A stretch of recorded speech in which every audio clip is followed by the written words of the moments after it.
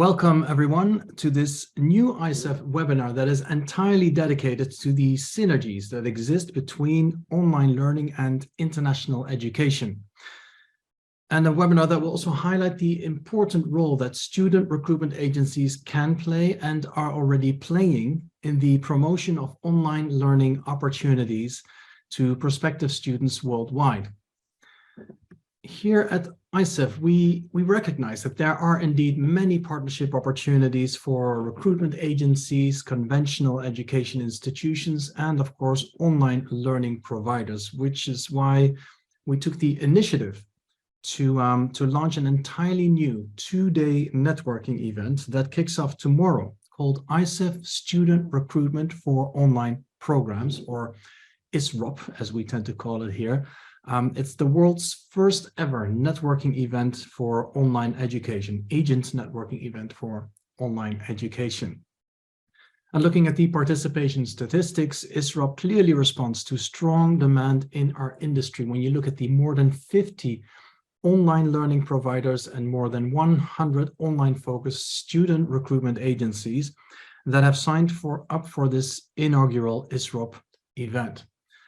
My name is Martijn van de Veen, and today's webinar aims to keep not only the participants of tomorrow's event, but also our broader network of student recruitment professionals like yourself updated and up to speed on these synergies mentioned before that exist between international education and online learning.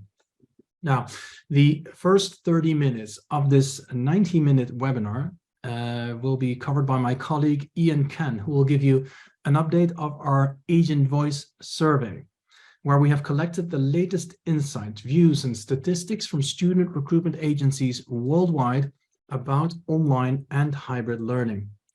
Then what follows is a 60-minute panel discussion titled Beyond the Classroom, Extracurricular Online Programs, brought to you in partnership with our ISROP event sponsor, Educate Online. In this panel, we will discuss, together with Courtney Gillan from Educate Online, Andreas Bayer from Educatius, and Helen Pereira-Raso from the Holy Trinity School, how attractive it is for international students to complement or enhance their study with extracurricular online programs, online summer courses, online internships, online student government, and we'll explain all of that later, and much more. And we'll also address how agencies can integrate these as an invaluable addition to their product portfolio. So a full yet very informative 90 minutes, or well, 87 by now, ahead of you, in store for you. And of course, ICEF webinars are not complete without your input. We therefore ask and encourage you to please share your questions with us via the Q&A button that you'll find in the bottom of your screen. Ian will take care to answer some of your questions after his Agent Voice update, and the panel will also be answering your questions towards the very end of today's webinar. We will also be asking you to respond to a poll later in this webinar, and as always, there is no need to make any notes. This webinar is being recorded, so once we finish the webinar, you will at some point receive a link to the recording of this webinar in your inbox. All right, without further ado, time to hand over to Ian Can, as mentioned, for an update of the most recent findings of our Agent Voice survey with a focus on online learning. Ian, welcome, and what do you have in store for us? Hi, Martijn. Thank you for the lovely introduction. And thank you everyone for joining. I'm here with the latest findings of the Agent Voice survey. It's a survey that we have been running for a few years now, starting just before the beginning of the pandemic, and takes in views and opinions from across the ICEF agent network.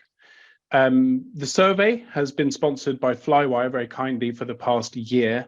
Flywire, for those of you who don't know, is a global payments enablement software company, and it's trusted by millions of international students and thousands of institutions, as well as hundreds of education agents and other partners worldwide. So thank you, Flywire.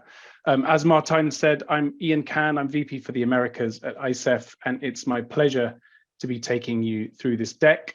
I think it should take about 20 minutes or so, which leaves us a few minutes for Q&A at the end. So please submit those questions if anything comes up that you would like to ask about.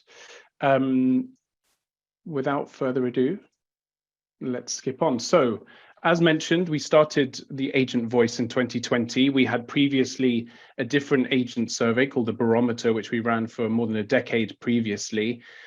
Agent Voice came about as we tried to keep the finger on the pulse of agent opinions throughout the pandemic. Of course, those opinions were rapidly changing. So that survey was held very often before any ICEF virtual event, which means that we were able to run it very, very frequently and catch those latest opinions. This particular version from 2020, we ran as a biannual survey, and this is the results from the second half of 2022, I should say, from June until the end of October, and these findings were first published in line with ICEF Berlin. Now in 2023, we can still look back on this information that we received in 2022, and it can help us influence our decision making going forward. Why is that important to us? Well, we find that it's very interesting to look at student recruitment through the lens of recruitment agents. And if that isn't obvious to you, then let me say that, you know, agents are really the boots on the ground, the local market experts on the front lines of what's happening in the international student recruitment world. And so really anything that affects the market is felt often first by the agents on the ground. So happy agents usually reflect a buoyant market and vice versa. Furthermore, this data will help recruitment professionals, admissions officers at universities or schools to really see where their institution might fit into the international recruitment landscape and perhaps start to shape your strategy going forward. And we very much hope that it will do that for you somewhat. There are 4 sections to the survey, so we break it up. There's about 50 slides, and as you can imagine, I go through them fairly quickly. First, we'll look at a review of 2020 until now, going into 2023. We'll look at recruitment for online programs specifically. We'll look at recruitment and how it relates to payments and commission rates and commission payments. And then we will look at the popularity of study destinations as well as visa approval rates, which plays very much into the popularity of those destinations wherever possible. Now, you know, this survey hasn't been done specifically for online programs, although there is a section dedicated to it, but we will try to tie that information back to online programs wherever we can. So as mentioned, it's an ongoing survey. We surveyed continuously throughout the pandemic. As survey fatigue takes its toll, we moved to a biannual survey last year, and we did find that the findings of the first half of 2022 and the second half of 2022 were actually very, very, very similar. So with that said, we will be moving to, again, an annual survey for 2023, which we hope to collect more data and new data, which I think is a good sign as we return to, you know, the new normal or relative normalcy post-COVID. So this particular set of data came in from 410 agents who were based in 81 different countries. And these are the regions in which those agents were. And these are the countries within those regions. India is the largest by far and is an area where there are so many thousands of agents serving students in India, and a lot of very good and screened agents in Indian agents in the ICEF agent network. So really no surprise to see a huge response there from India, but a good spread of countries all round. So as I said, we start with a review of what happened from 2020 onwards, and we go into some forecasting for 2023 as well. And first of all, we start off with something very positive, and this is a headline that I lifted from our downloadable PDF version of the Agent Voice, which I'll mention the link to at the end of the presentation. The outlook in 2023, or the outlook for 2023, is very positive. 73% of agents telling us that interest in studying abroad has increased in 2022. And there is that stat in more detail. Pressing on, we'll see that at all levels of education, the agents have predicted that figures will be higher than 2021, especially in higher education programs. And I think speaking with many educators on a daily basis, we have seen that this positivity has played out as predicted in 2022 and continues to head on into 2023. We asked agents, what is your outlook for 2023? And we saw here that while many students had their plans to study abroad severely impacted, agents are still overwhelmingly positive that students are commencing studies again in 2022-2023. And a third of those agents mentioned that some of their students have switched to another country of preference, whether that's due to visa issues or anything else. Interestingly, 17% of agents said that they were seeing their students switching to online. Not a huge number, but I think a considerable number when you take that across the entire industry. Looking now at the decision-making factors for study abroad, the headline here was that 87% told us that the most important factor when making a decision is the cost of study and cost of living. And this is a higher percentage than we've ever seen when we've asked this question over the last 3 years. So more than ever, cost of study and cost of living is important to students. We also see obviously that the option to work and immigrate are also very important decision-making factors, as well as the availability and I suppose the likelihood of obtaining a visa and the availability of having that process get underway, which is a barrier at this time. So with cost and visa both being big factors in decision-making, I do see that as a significant opportunity for providers of online learning at this time, where cost and visa are less or not a concern at all.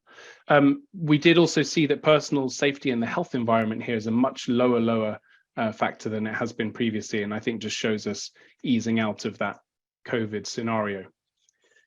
Looking at communication, we've seen this consistently rise and then stay strong throughout the past 3 years, which is that agents are seeing increased levels of communication with their partners, and that trend continues as strong as it has over the past 3 years. 88% of agents have established new partnerships in the past 2 years.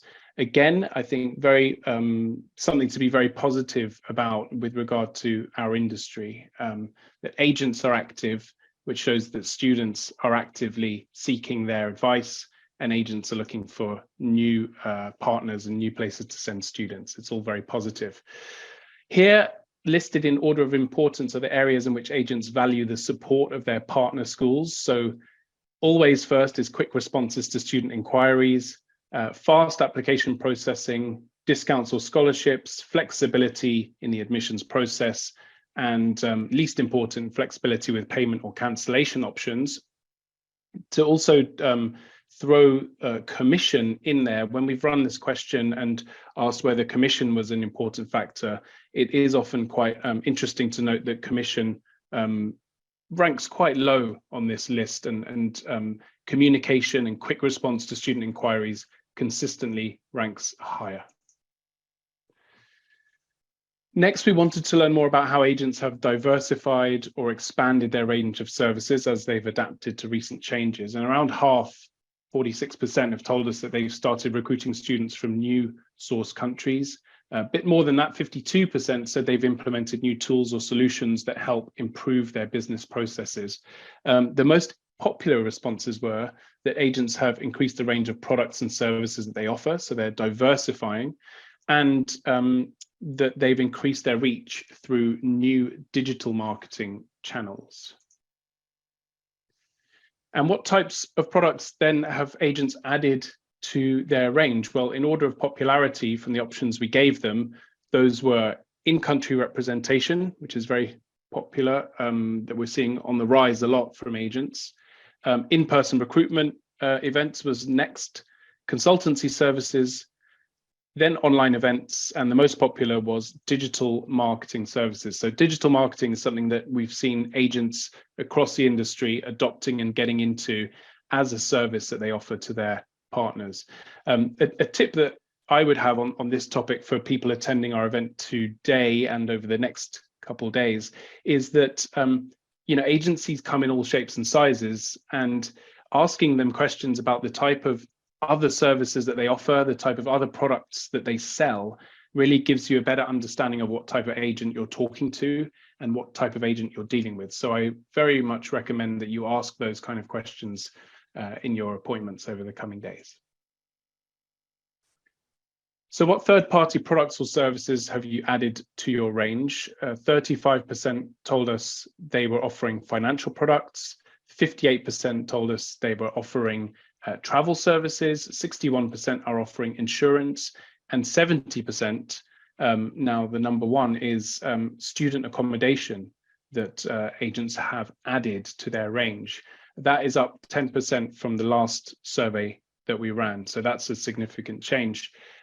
We have omitted here the option to talk about online education, and you might ask why, but that's because the next section answers many of those questions about online education. So we know that online education itself is by no means new, but certainly the growth in the promotion of online education by agents has been accelerated by COVID and by the restriction of movement that we've seen over the past few years. I think that the jury is still out, and I think even for many of you attending this event, the jury, there might still be a lot of questions to you as to whether the traditional international student is a likely online education consumer, and whether agents are the right channels to be promoting online programs. And I hope that we're going to answer a lot of these questions in the next few days. I think the fact that ICEF is running an event specifically to cater to this shows you how importantly we hold it and we feel about the growth in this sector in relation to agents. So let's start with a simple question. Are you promoting online programs? Yes or no? 54% of agents told us that they were promoting online courses. On the face of it, that's not a huge number. But out of interest, of course, we want to compare that to a few years back. And we can do that now. When did you start selling online programs? And we do see that, yes, COVID has been a massive driving force, but the change really has been staggering. So pre-COVID, 2019, just 15% said they were selling online programs, and 64% said they started selling online programs in 2020. So clearly a major impact there. To those who told us they're not promoting online programs, we obviously wanted to know why. And so digging quite deep into this slide, if you'll forgive me, I think that it confirms some of our suspicions, which is that the perception is that agents at least feel that the average international student is not really looking to study online. And perhaps if they were, they wouldn't necessarily seek the support of an agent. So agents perhaps don't feel that those are the right customers for them. To put it another way, we could say that agents who serve those students perhaps prefer to focus on promoting the study abroad experience, which is perhaps where they have their expertise and their experience. And for a lot of travel agents, travel study agents, that might be, such a major part of their business. So hence we see 77% here saying that their clients simply aren't looking for online studies. Much less of a factor, interestingly, was the perception here that degrees, online degrees, are not as valuable as conventional degrees.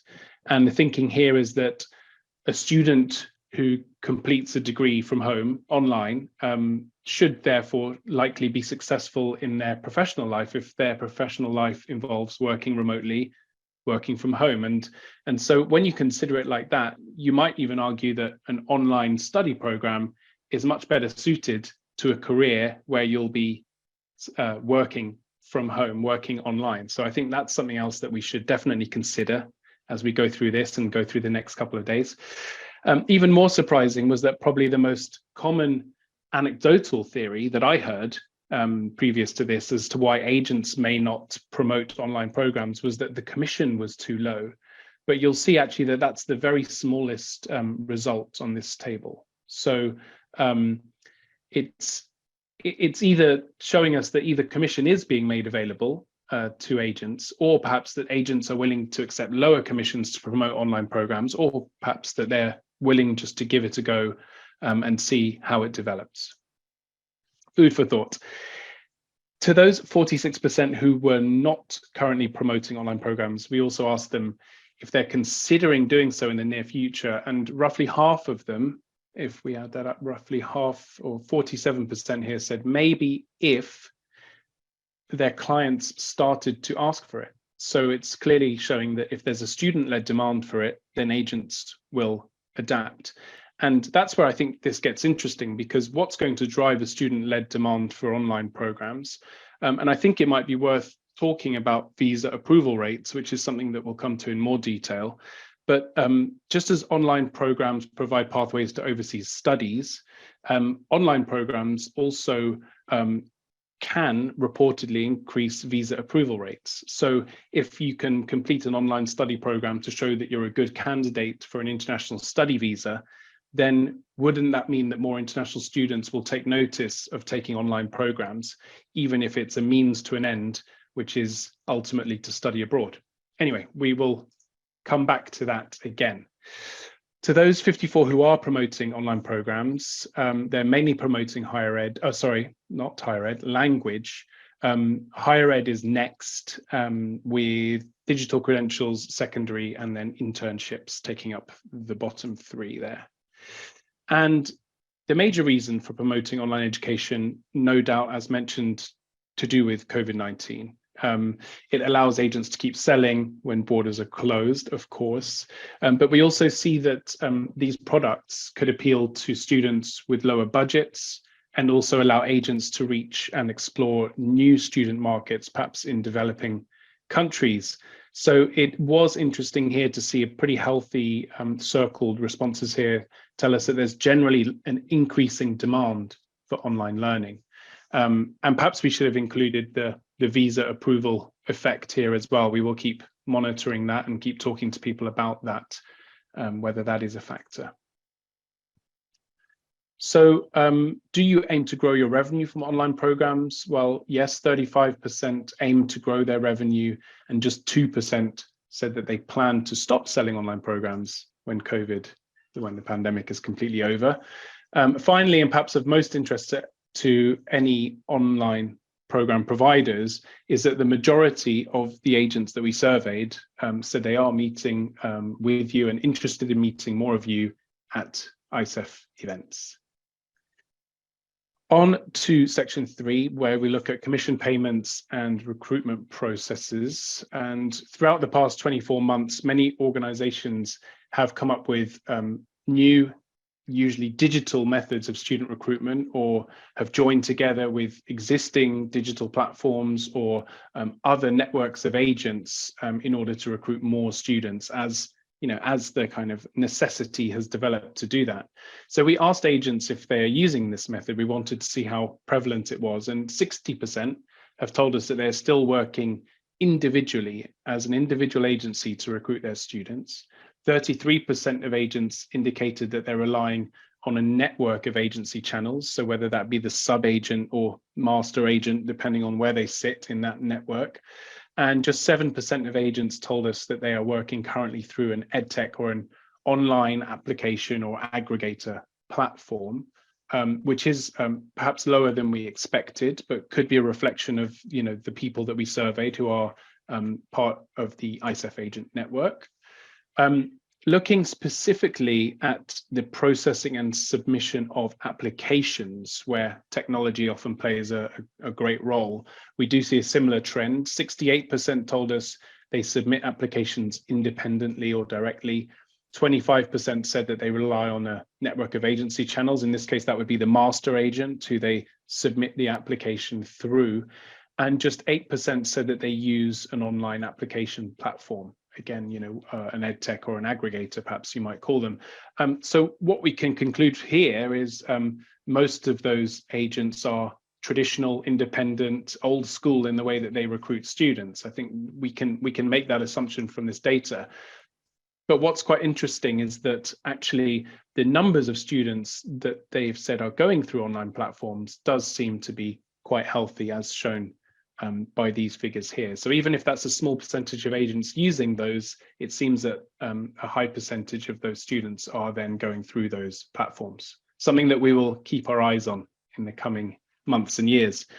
Looking at tuition payment, we saw the majority of agents say they're using payment platforms, 26%, another 26% saying that they do not use a specific payment platform to help with tuition payments.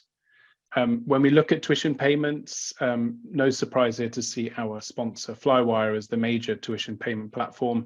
But interesting to see that some of those tech platforms such as Applyboard, Advisor are also ranking quite highly for transferring payments as well for education.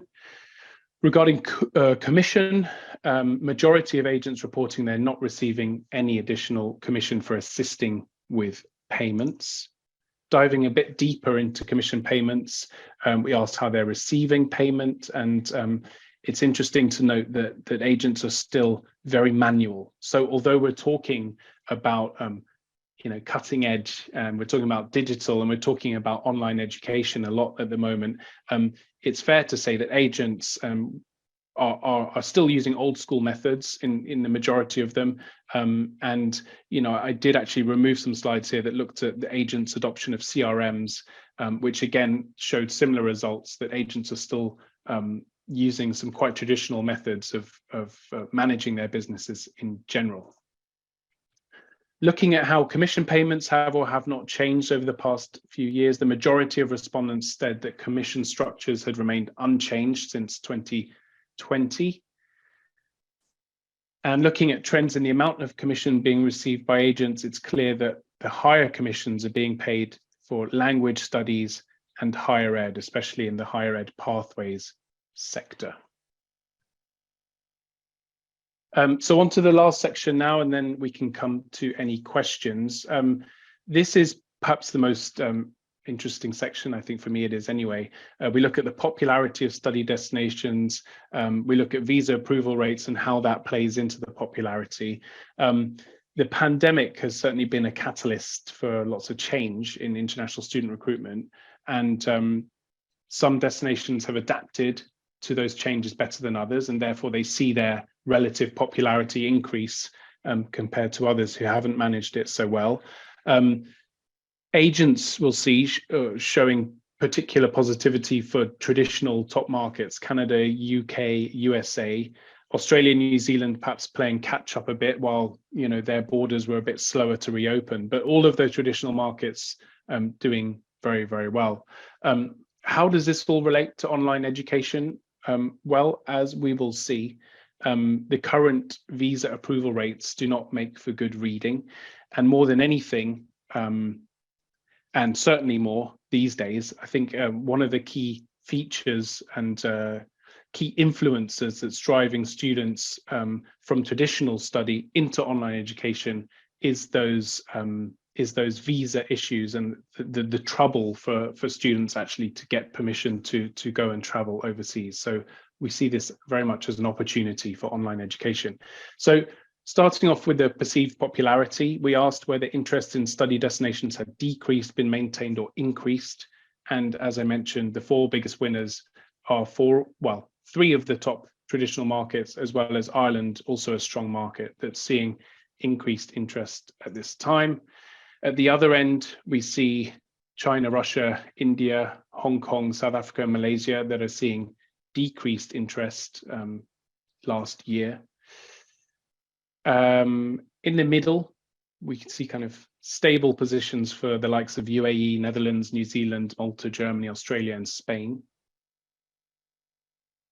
And now looking at the visa approval rates, and perhaps the most interesting slide, because overall we see that about half, if not more, of all visa applications to top study destinations are unsuccessful. And I think that is a really strong concern and a very strong opportunity for online program providers.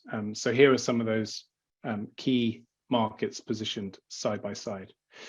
And I think I'm running out of time, but I will just summarize to say that 88% of agents have established new partnerships, very promising.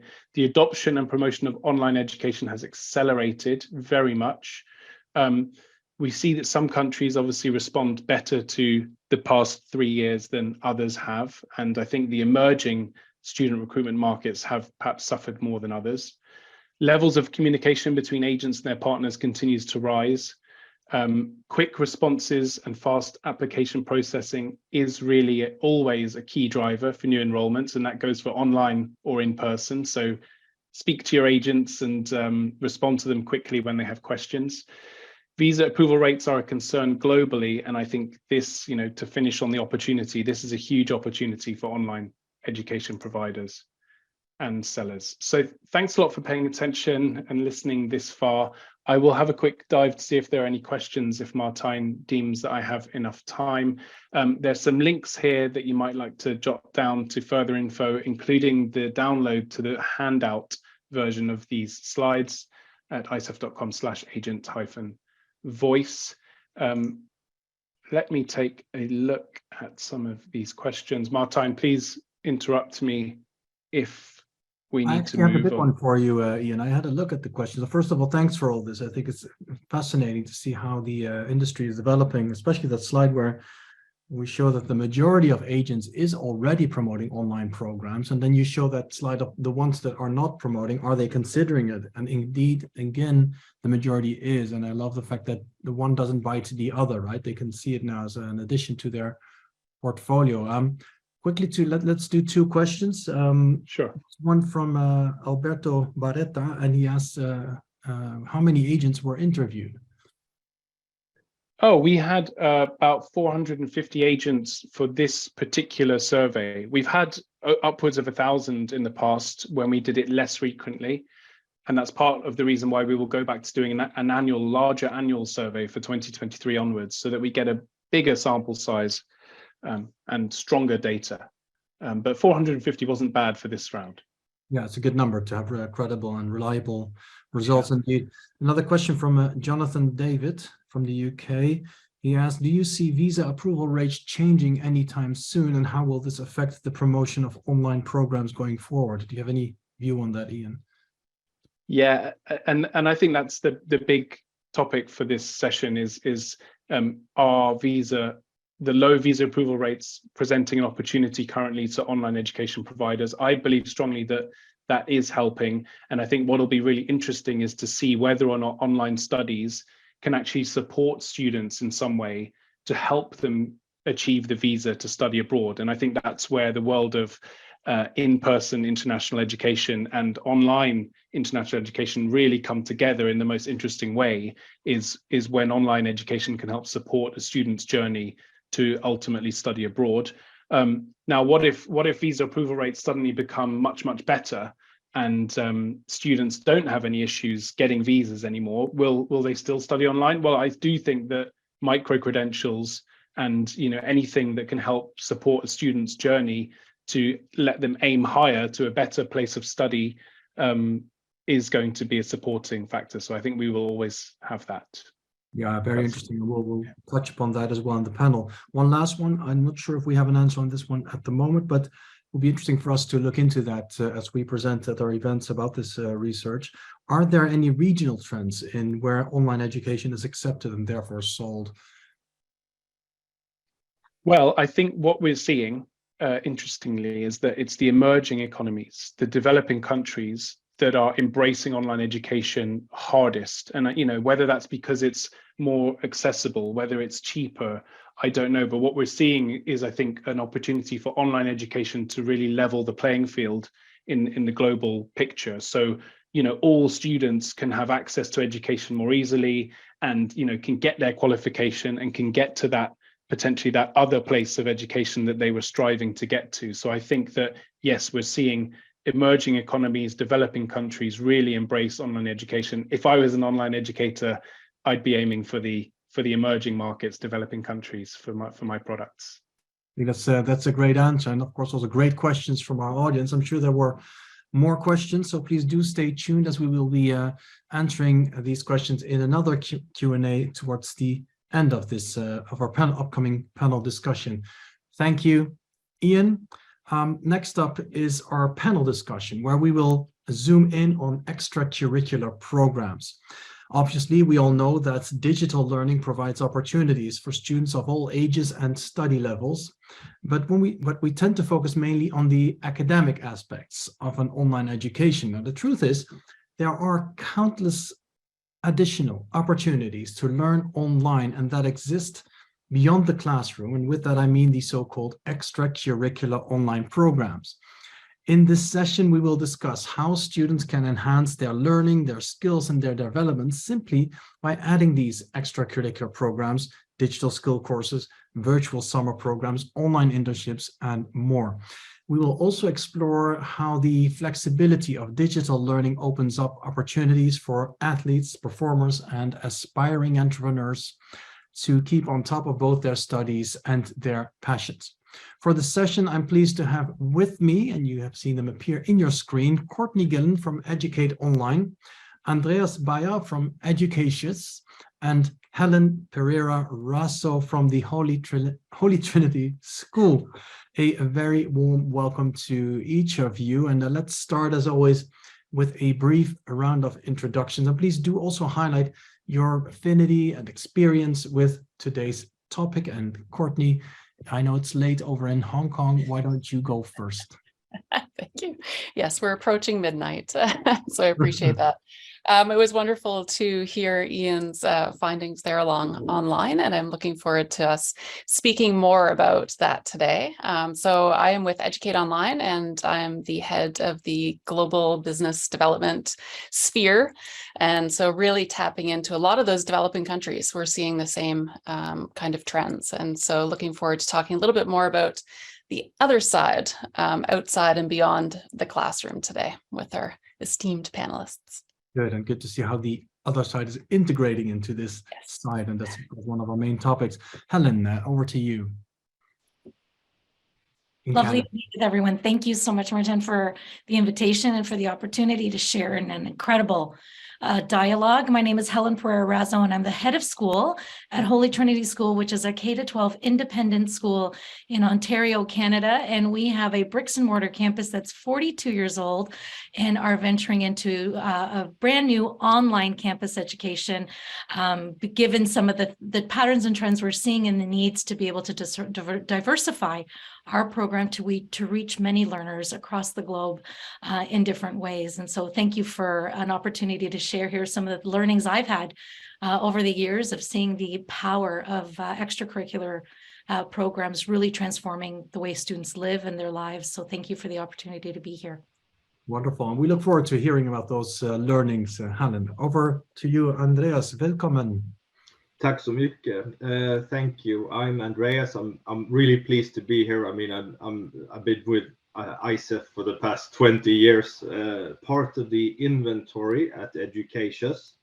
Very happy to be focusing on the programs that we do for online learning right now. And for me, it's been a great experience to work together with my traditional contacts around the world with agents and schools, etc. But talking about this new thing that for me, my experience is that it's very different depending on who you talk to, how you can use it. It tells you about the diversity of this program. It tells you about the relevance of these programs and, you know, how they can really be useful for students in the future. So yeah, happy to be here, happy to be part of the coming 2 days, and looking forward to this discussion. Thanks. We're just as happy to have you, Andreas. Thank you very much. Now that everyone knows who you are, it's of course time to go to that topic that we are discussing. And Courtney, I always like to start these webinars by explaining exactly what is being discussed before we go into that discussion, so that we're all on the same page. Therefore, if you don't mind, would you please kick us off by providing some detail about what is meant exactly by extracurricular online programs, perhaps with some clear examples of the most prominent or most popular programs that are beyond the classroom, as you tend to call them. Yes, thank you. So when online education was starting to come about, there were a lot of concerns by agents in many of our first meetings about socialization, and was extracurricular a part of the process, because it's super important in a traditional setting for students to have access to things like student government or different sorts of clubs like leadership clubs or investment club, that sort of thing.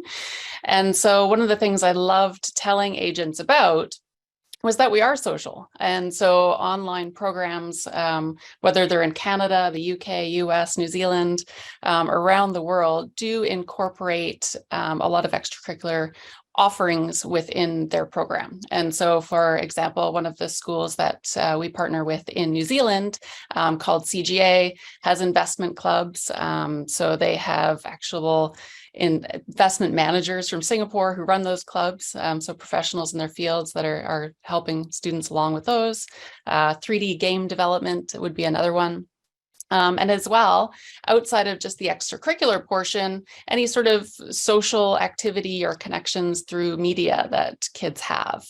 So using things like Slack or Discord for students to find their own kind of groups that they might be interested in chatting about. And so when we think of online, we tend to just focus on academics and maybe self-paced and staring at the screen, but it really is quite interactive.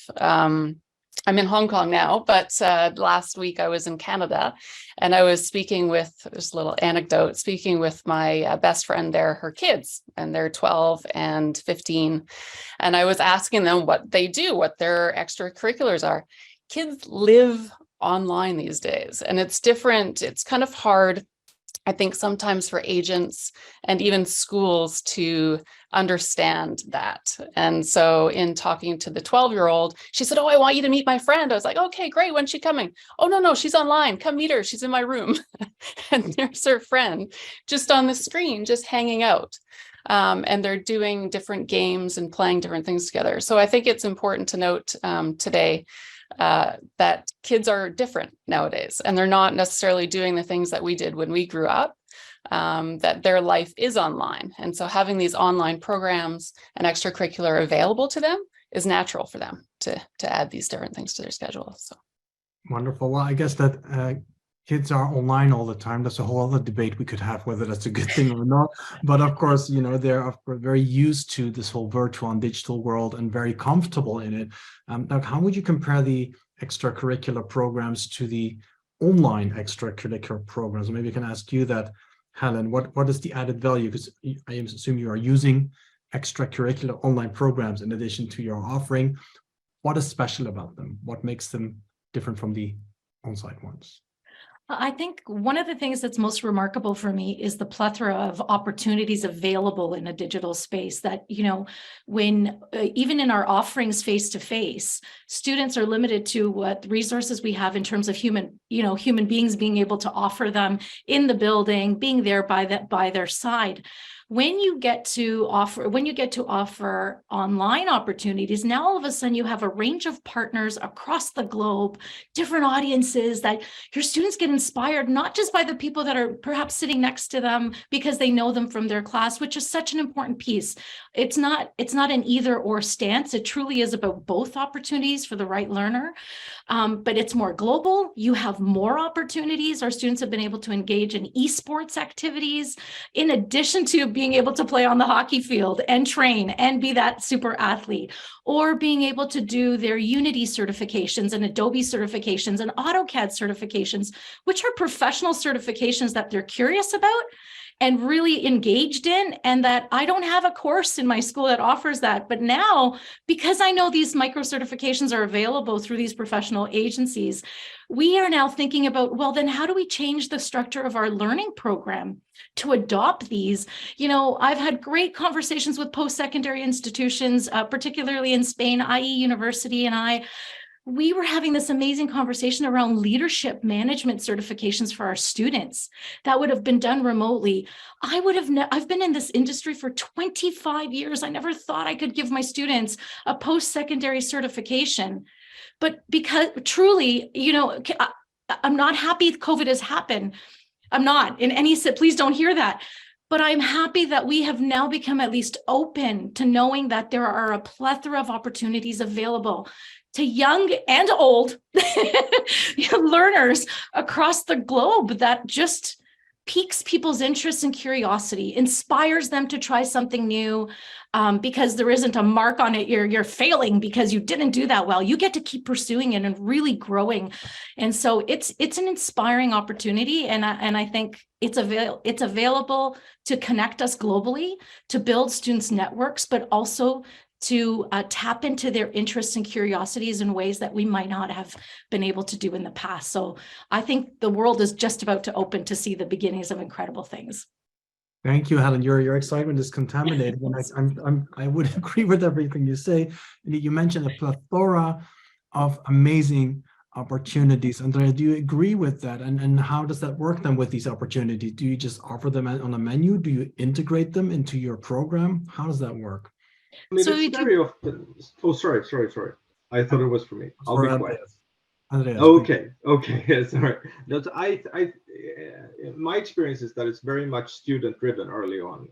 You have different platforms for the students to meet and interact, and then they bring certain things from either their daily life, like esports, for example. And it's funny what you said, Ian. Sorry, Martijn, that we're here. And we're saying that, oh, I don't know if it's a good thing that they spend so much of their life online. Whereas in this conversation, it is, playing video games with each other is an extracurricular activity. And I find that quite interesting, that the students bring this in from their day-to-day lives. And just because we give them the opportunity to interact, internationally maybe, then that creates a different type of value for that activity. What we see also is that the students, they bring things from their studies and they share interests because of their studies. It could be something from their electives, like they do culinary arts and then they make a cookbook together, and they find that common space, that common interest together spontaneously as well. And I think that's also very important, because if you're in this online environment where you're not sitting next to somebody like Helen mentioned, what you have then is a situation where you need a comfortable place to reach out, a natural place to reach out, and that's what we need to be providing the students in order for them to spark these extracurricular activities. Excellent. Helen, over to you. I just to add on to the incredible points that Andreas has made, there's this opportunity here for us to think about offering them in multiple ways. As I said earlier, Martijn, we've often thought of these two things separate from our academic program, but what we're learning now is that they can exist separate. As has been noted by both the panelists with me, it's driven by student interests. And so sometimes we can offer them a whole menu and it's a la carte and you pick that. But most of the time, our students are doing it without us even knowing. They're engaged in all of these extracurricular activities because they have access to it on the web and they find the things that they love and they pursue them. So there's that opportunity as well. But now what we've learned as educators is how can we integrate these things into our academic programs to make them more engaging, to make them more relevant, so that in fact, our students don't see their academics and what they learn because they're passionate as these two separate entities, that they actually coexist in human life. And although schools are designed much around silos, life itself is deeply integrated. And so if as educators, those are the things, and as a school leader, those are the questions we're asking ourselves. How do we integrate them more where there's the right connection for our students to see that academics can be the place or the catalyst for real deep curiosities that then turn into your passions and your interests and drive you beyond that? I can't agree more. Coexist, integrate, breaking the silos. But Courtney, what is it then that makes this topic so relevant for our audience of student recruitment and study abroad professionals?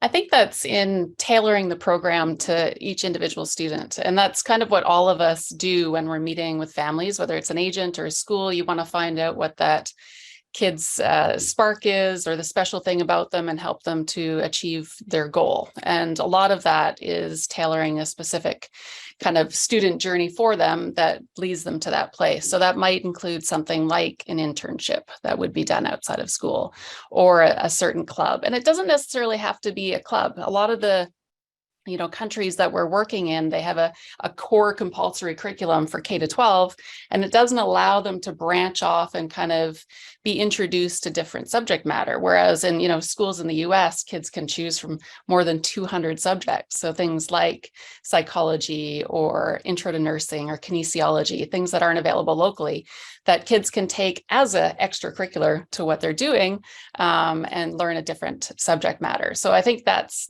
kind of the key thing for agents, is that when they're thinking of planning a student's, whether they're going to study abroad or they want to study at home, what pieces can fit in from online and the in-person to kind of make that jive together and create a successful program. Sounds like agents get the opportunity to build a menu of opportunities for their students. So they are, of course, interested in the study abroad opportunity, but they can complement that with extracurricular skills that allows the agency to create a perfect program for them. Andreas. Yeah, and I also think that one of our, I think Courtney also can second this, that one of the great challenges for somebody who is providing programs like this is to make them relatable to who's going to offer them to the end client. And I mean, if we're sitting here with all of our years of experience working in this industry, and we do things in certain ways, and we do sort of form an opinion or a picture of a program by hearing certain things. And extracurricular is a huge part of a high school program, for example, when we call it a cross-border program, which I find really intriguing that we need a name for that now. But we do, because the online program is growing. It's just like, artificial grass versus grass. It's now natural grass all of a sudden. But anyway, so I think we need these things also to make the programs relatable, and because they're an important part of the traditional high school program, then they become an important part of an online high school program.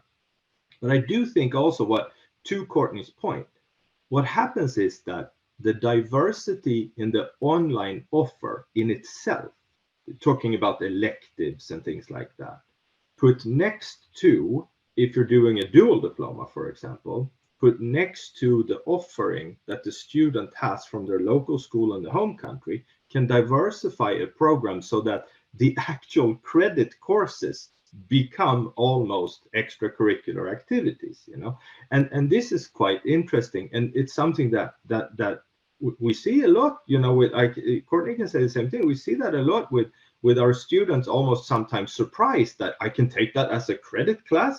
Well, yes, you can, so that's also an interesting part of the whole thing, I think. So sorry to interrupt. No problem at all. And if we're talking about integrating these into a program, coexisting and adding these to the portfolio, aren't we contradicting ourselves then by calling this extracurricular? Shouldn't it become intracurricular, Helen? I think that there's, well, you're going to get a very biased position from me, because I truly believe, sorry, can you hear me? Yeah, okay. Yep. I was gonna say you're gonna get a biased perception, because for me, I really tried. I believe that schools and learning should be as authentic a reflection of life as possible. So yes, I would argue they should be intra.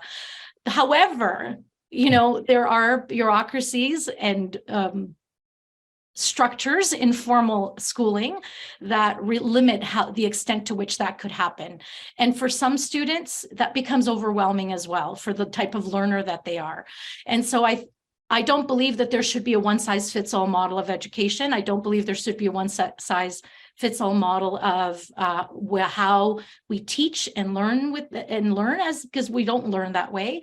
So I would argue that I think where the place is right for integration, that we should be committed to that, because it's more authentic for our learners. So as I shared the example of that partnership with IE in our international business program, that was the right fit. So it made sense that it had coexisted within programs and that it's interconnected.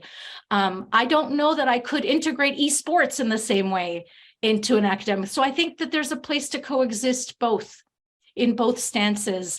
But where it makes the right sense for our learners, then we should take a deep look and integrate them that way.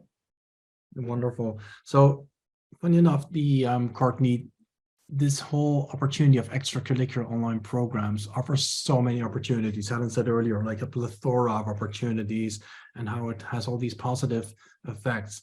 Before students start studying, they get prepared better, increase their chances to enroll at a certain institution during their studies, adding extra skill sets, meeting other students from other countries after their studies, having this competitive edge to start their career. I mean, this sounds so good. And usually when something sounds really good, it sounds almost too good to be true. Why is there still some level of opposition in the industry towards these online programs, would you say, Courtney? I think a lot of the opposition comes out of what happened during COVID and the pandemic, and what people saw and thought online learning was. You know, before COVID started, we thought of online learning and it was like you would add a program here and there and take pieces. And then COVID happened and all the schools shut down and everyone was thrown online, and it was a bit of a disaster. And the schools weren't prepared. And so I think parents, kids, agents all became quite frustrated with the process. And I think what we're starting to do is we're starting to get back to the point where online becomes that complement. It doesn't necessarily have to be a replacement. For some kids, it is a replacement. You know, kids in Japan, for example, we have a couple of students from Japan who were quite bullied in their traditional school. And so online schooling works for them, and they make good, you know, close peers and friends online where they didn't in their traditional school. So I think that's a good outlet. But, you know, having that ability to do part-time and complement your program is great. And then I just wanted to mention, when Ian was talking about the visa approval ratings, we have found, you know, in our limited starts, you know, since 2018, where an Educate Online was founded, that some of the visa approval ratings might be a little bit better for students who have completed their high school in Canada online, or in the US online, or a dual diploma before going abroad for university studies. Kind of shows that intent to study. So there's a lot of benefits. I think that maybe it's not too good to be true. No, I agree. I was playing the devil's advocate, but the irony here with the visa approval situation, I imagine that certain students are steered towards an online alternative simply because they can't get a visa, Yeah. and then the circle is round because it actually gets them advance ahead of others having that, let's say, a digital credential or other format. And another challenge, sorry, I have to address them, about online opportunities, Andreas, is that often they are not credit bearing. How do you look at that? Yeah, I think it's important, you know, that everybody is extremely clear with what the value is of the program that they're offering.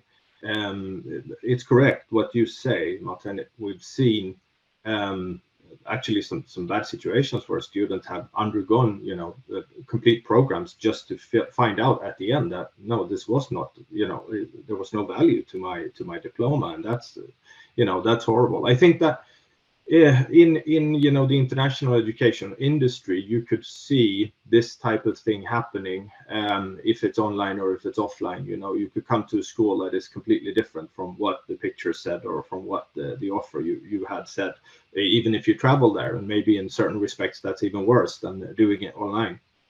But yeah, of course, that exists. I think that for anybody who is involved in this, and especially for an agent who is in a middleman situation with the end client, should always, you know, make sure that you check, you know, who's accrediting this and how is that done, and what's the history of these students, and you know, how successful have they been with their acceptances and things like that. So, yeah. But you know, there's bad people and situations everywhere, and you know, we just need to check them out thoroughly before we jump in. I fully agree here. We also agree, we tend to screen indeed our participants and especially our agents based on the quality of their work. Helen, when did you start introducing these online extracurricular activities? I believe you mentioned the COVID period, I guess, like many of us. So during the last 3 years, what we do is we were able to find way more offerings than when we initially started offering micro-credentials in our bricks and mortar campus. And so in our school, we had offerings that we had partnerships where you could do Google certifications, where you could do your Adobe certifications, all of these micro-credentials that we're adding to our program, including AutoCAD through our design tech program. So that was the place to start prior to COVID. during COVID, when everybody was forced to go online, so many opportunities emerged. And that's when we started to build partnerships with organizations who perhaps were, accredited incredible institutions like post-secondary institutions who perhaps hadn't thought about making these partnerships with post-secondary, with K-12 organizations prior to that. We're now open to that opportunity. And so for us, it was like, wow, what can we create together? We had this audience of the expertise, leaders in innovation who were willing to be in dialogue with a K-12 school and say, wow, you want to create something new? Let's look at that. And so I do believe that COVID allowed, because it forced us all onto a level playing field of figuring out the online space.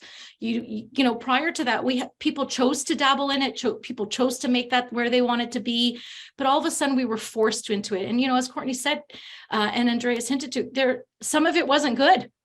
And when we were all forced and working in emergency mode, none of it was good. We were just surviving.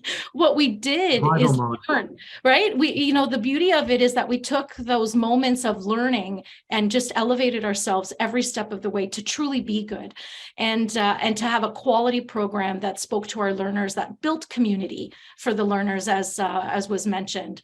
And then all of these partnerships emerged. So I would say that the catalyst of, COVID became the catalyst for more offerings and for greater partnerships across the globe that enhanced our programs. And so we were able to do way more things, even simple things like Debating Club, Model UN, DECA. These are all incredible organizations across the world that we were all doing face-to-face, and we still do, and there's value for that.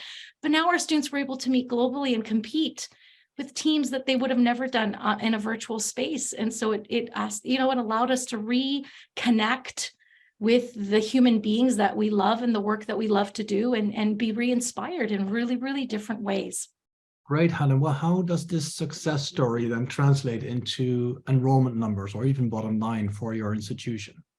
Well, for us, we saw our highest enrollment at our school during the pandemic, because our programs didn't stop.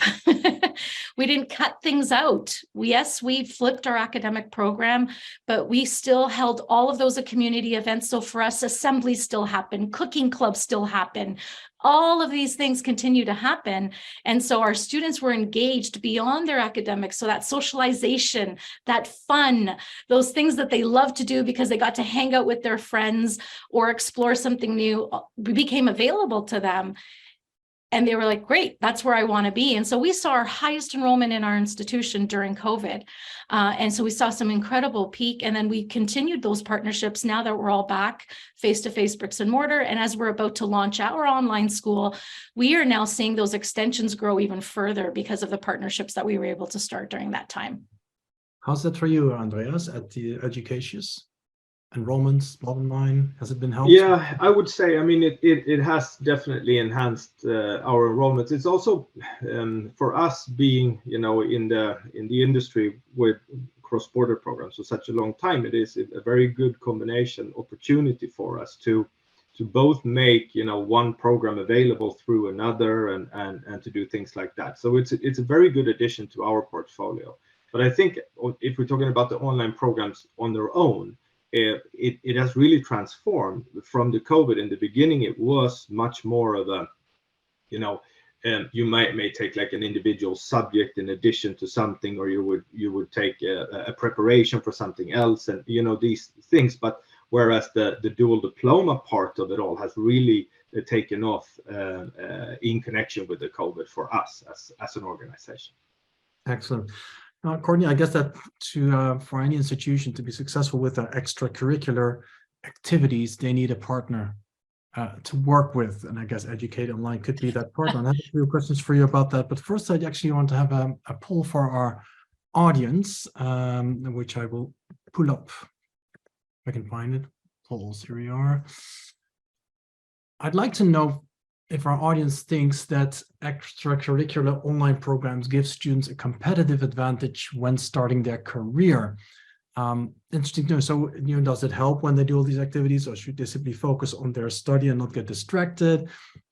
Curious to hear what the audience says about that, and I'll share the results in a second. But Courtney, let's move to a message from our sponsor. You've sent us a nice video. We'll play that, and then I have a few questions for you about Educate Online.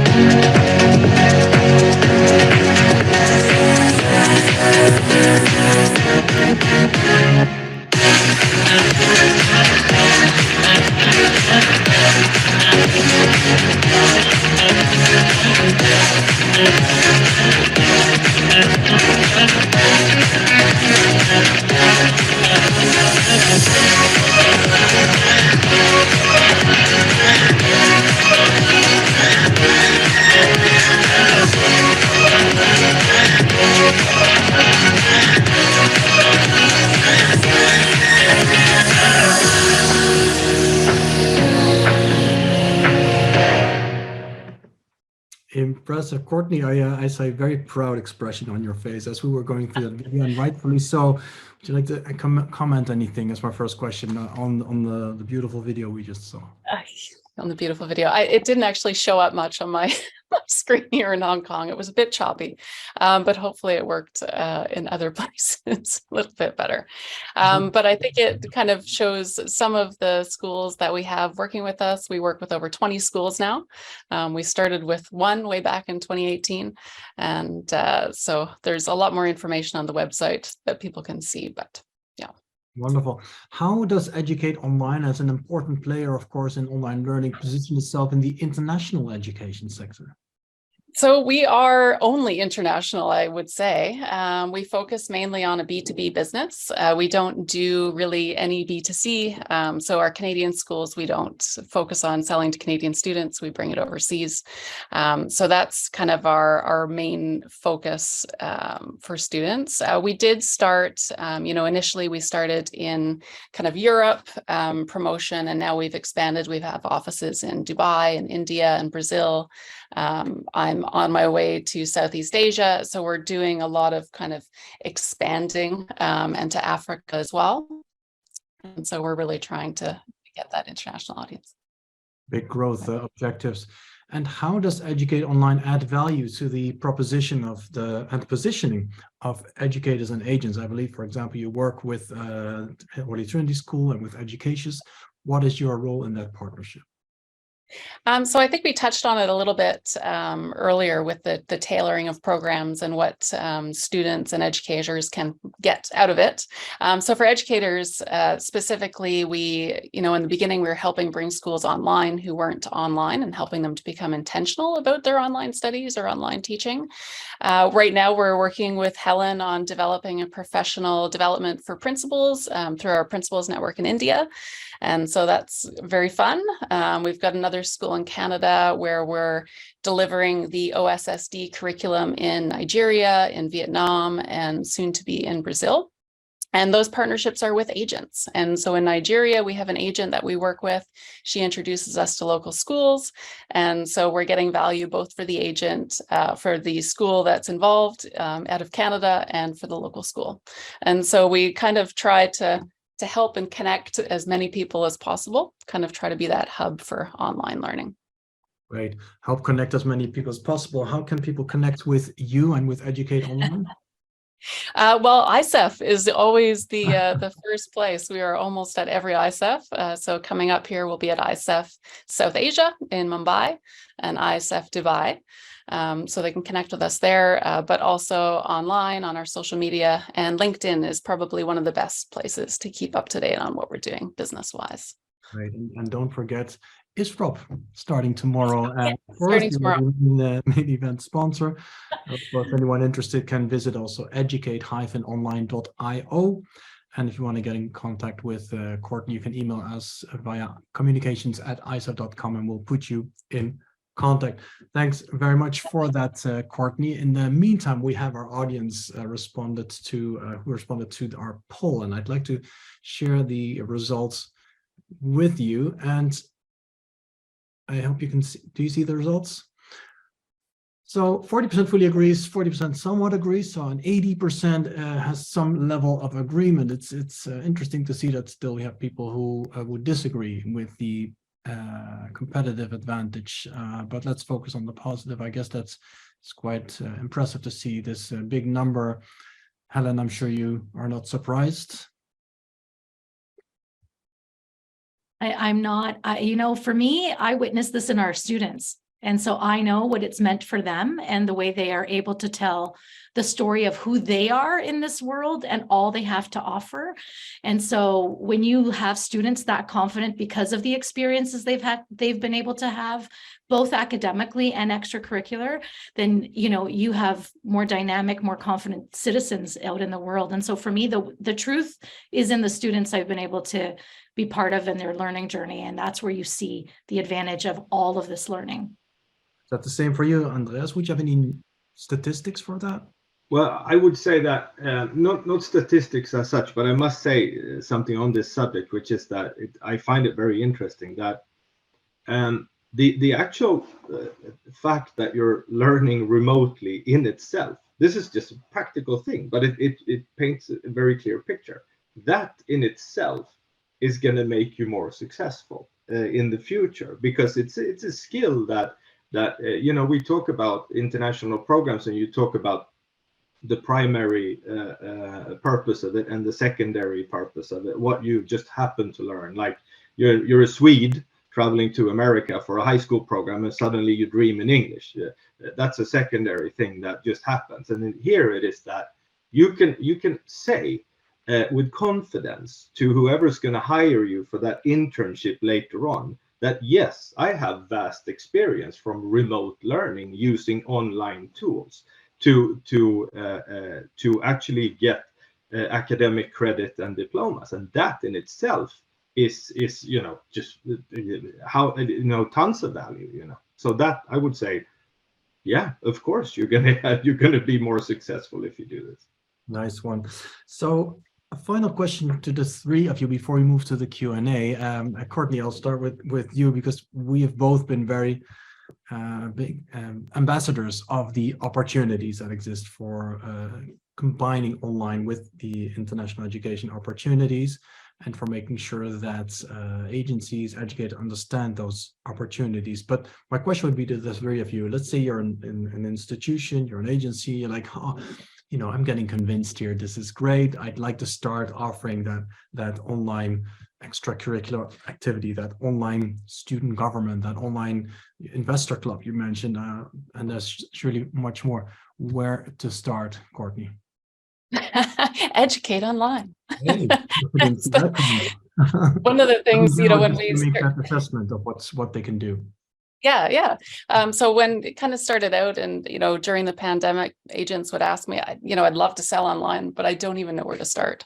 And so that's it. Just start.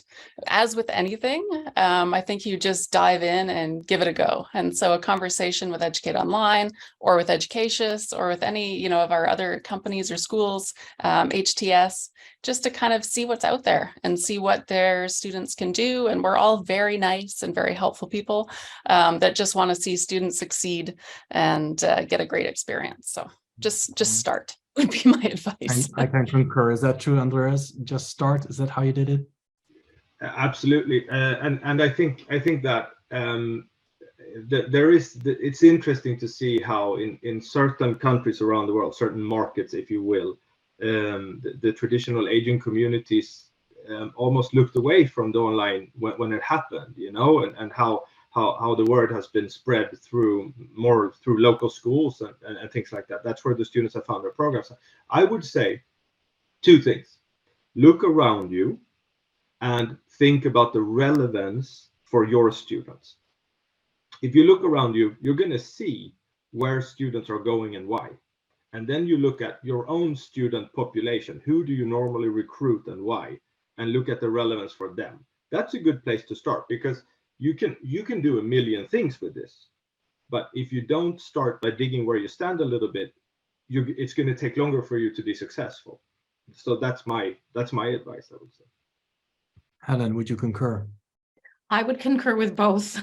So we are novice in, you know, although we have an incredible long history as a school in this space, we're new. And we did exactly what both Courtney and Andreas just said. We started, we did our research, we put ourselves out there, we started imagining and did the work. And then we had lots of conversations, and that started, you know, in attending an ICEF conference and our principal, Adam Hurley, meeting agents, and then meeting Courtney and meeting Andreas, and everybody we meet, they have taught us something and given us a point of reflection of how we can go forward. And so I concur with the two experts on the panel on that. Well, great, thanks, Helen. So I was speaking at the questions that are pouring into our Q&A form here, and there's one from Beth Shotton, if I pronounce that correctly. Actually, not one. Beth took the liberty to squeeze 3 questions into one. So let me read it out, and I'll ask this one to you, Courtney. Actually, sorry, to you, Helen, because Beth writes, "Incredible to see Helen." There you go, that's for you. "Holy Trinity students do great at the University of St. Andrews. Do you think, Helen, that online high schoolers make good online university students, or are they looking for variety?" That's 1. "Are they driven by cost or expertise of program?" That's 2. And finally, "How important are networks, e.g. making friends online only and having a residential component even if for a week?" It's a big question. Let's start with number 1. Do you think online high schoolers make good online university students, or are they looking for variety? I hesitate to pigeonhole students into one thing, but I will say that students having gone through an online learning program allows them to transition to an online university post-secondary program with more fluency, as does any experience once you've been able to work through that. And so I would say that that's one part of it, but some students, you know, because of the environment that they're in, because the circumstances they're in high school, not having friends, the social dynamics, flourish in a high school online environment, but are then really ready to go into transition into a post-secondary face-to-face program, or want something that's perhaps a little bit of both. Our universities here in Canada are offering hybrid programs. You might have a course that's online, you might have a course that's face-to-face, and you can transition between both of those. But I do think that having lived experience of going through what it's like to be a disciplined, regulated learner, knowing how to manage your time in that space with teacher support or not, their programs vary across the world and across offerings, helps that I would say smoothens that transition to an online program in the university for sure. I will say this, that I am a firm believer that every student, before they transition to their post-secondary or professional career, should know what it's like to learn online, because as an adult, I learn mostly online to upskill and to upgrade my own skills and my own learning. And then in our post-secondary world, there are so many offerings that might be just available online, or how do you navigate as a disciplined learner in that space, that I think allow our students to thrive and be more successful through those transitions. Indeed, and we do a lot of our work online these days, Yes. right? Yes. And a quick extra question from Beth here. How important is it to be able to make friends online? That's the number one thing in our surveys and data. The number one thing is not having a sense of community. In most of the many offerings are self-paced, and students are, going through those courses independently and then getting feedback from learners, from their teachers, but are not really in community. And so for us, that is a critical piece, is how are we building community for young learners and at all ages, actually, in an online space, so that they have that human connection, can laugh together, can have those side conversations about what they're curious about. I think that piece is critical to creating a rich and very robust online environment. And there are every day more tools and solutions to encourage that interaction between people, right? Courtney, are there any scholarship offers for the online programs? A question from Michael Osei. Yes, indeed. We do. Yeah, there are scholarships for high school students as well as university students. And I would say that attending an online program is a scholarship in itself. You know, it's much more affordable. We haven't talked about affordability as yet. And so an online program, you get exactly the same qualification when you graduate. And so why not? Why not do an online high school and then save your money to go to university? Andreas, Courtney just mentioned you get the exact same qualification. Well, here, Adekuni Warisi Liari, and again, I apologize for pronunciation, asks actually that. Will the online certificate be recognized the same as an on-site certificate, for lack of a better word? Yes, absolutely, if you pick the right one. So that's, in short, it's just like what we talked about before, you could I'm sad to say that, but there could be misleading offers. So make sure you look, or you come to one of us and you're fine. But yes, the short answer is absolutely. Wonderful. This is also, again, a topic probably for another webinar, but Courtney, Andreas just mentioned, pick the right school. But then again, you'll still have employers or maybe some more conservative people saying, wait, you got this diploma online, I'll just pick the one that had the diploma on campus. Is that still a thing, or do you think it's crazy? Well, the certificates and the transcripts and the diplomas that students get look the same as they would if they graduated in person. So on the official transcript, it says the name of the school. I'm not sure how Holy Trinity will do it, but one of the schools in Canada that we work with, exactly the same for online as it is for in person. And so there's really no difference. Like Andreas said, though, it has to be an accredited school, and you have to look at it very carefully and make sure. Good. I got a long question here. I haven't been able to read it fully, so I'll read it out and I hope it makes sense. George Sparks says, this is a really interesting topic. I work with a number of schools who struggle with the fact that their own extracurricular offering is limited in comparison to other UK international schools. This is often due to the fact that the school struggles to extend teachers' hours after school due to employment laws in their country. These online extracurricular offers are a really interesting strategic option to broaden the EC offering at a school without having to take on a significant financial overhead. I think this is just a comment, but a good one. Would you like to respond to this comment, Courtney? See you nodding.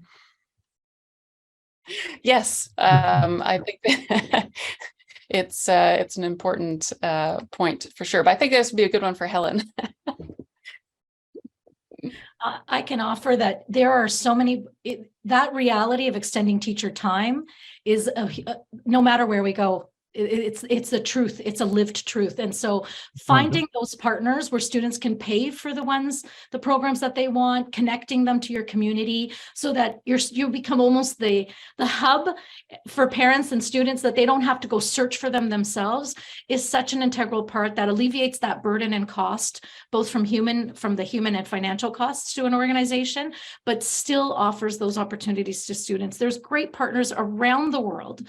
We worked with a partner out of India to offer incredible partnership programs for us at lots of different times. And so just find the partner. They exist, they're around. And if we need us to share, just connect with any of us and we can help you connect with some of those people, but they exist and they do alleviate that financial and human stress that organizations are all feeling around the world. Thank you.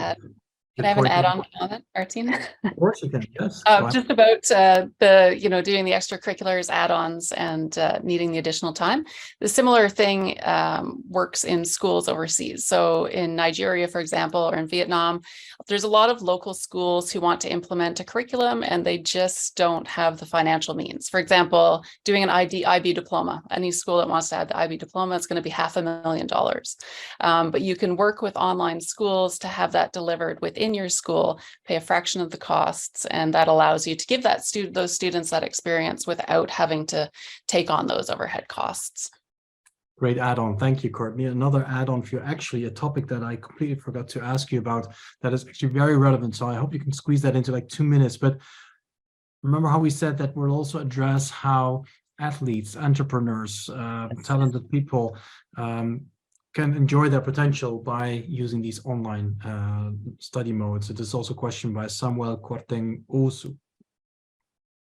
Yes, yeah, we talked a little bit about flexibility and tailoring schedules, and I think one of our partners, King's Interhigh, is a really good example of that. And they have, athletes who are training 5-6 hours a day, or actors or actresses who are, running lines and doing scripts and filming. And they need to still do their studies, and they have this opportunity, they can do self-paced, they can do live, they can do group, they can do one-on-one. And the great thing about an online education is it's 24/7. And so if a student has time only in the evening, they can take a class in the evening if they only have it first thing in the morning. So we can tailor it around to work with the schedule of the student. Thank you, Courtney.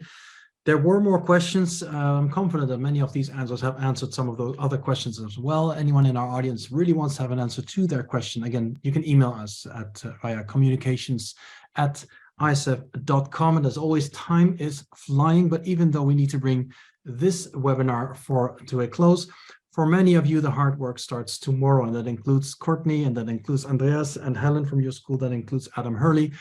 Tomorrow, as we kick off our first ever ISROP, ICEF Student Recruitment for Online Programs. Now, if anyone in the audience has missed this opportunity and wants to know more, then of course you can visit icef.com/ISROP, icef.com/ISROP, ICEF Student Recruitment for Online Programs, for more information. And of course, you can then join us perhaps next year when it will take place again at the end of January in 2024. But you can also join us sooner than that, because at any other event, ICEF event worldwide, online learning is now fully integrated into our events, meaning we have lots of online learning providers and many online focused agencies, in attendance, and organizations like Educate Online, who indeed seem to be traveling with us to all corners of the world, which is great. And you can find the list of all our upcoming events via icef.com/events. Very easy. Now, especially if your interest in online and digital goes beyond the online learning and you'd like to explore the digital tools and solutions that are available to student recruitment professionals, then you really should join us at ICEF Digital. This is a completely digital focused event, chatbots, CRM, online learning platforms, agent aggregators, AI supported solutions, and we can go on. And for that, you go to icef.com/digital. But that one is November 3rd in Berlin, and ticket sales is starting this week. Courtney, Helen, Andreas, many thanks for your very valuable contributions on this very important topic. Again, for anyone wishing to connect with Courtney, Helen, or Andreas directly, please email us via communications@icef.com and we'll put you in contact. Thank you very much. Good evening and see you soon. Many thanks. Thank you. Bye-bye.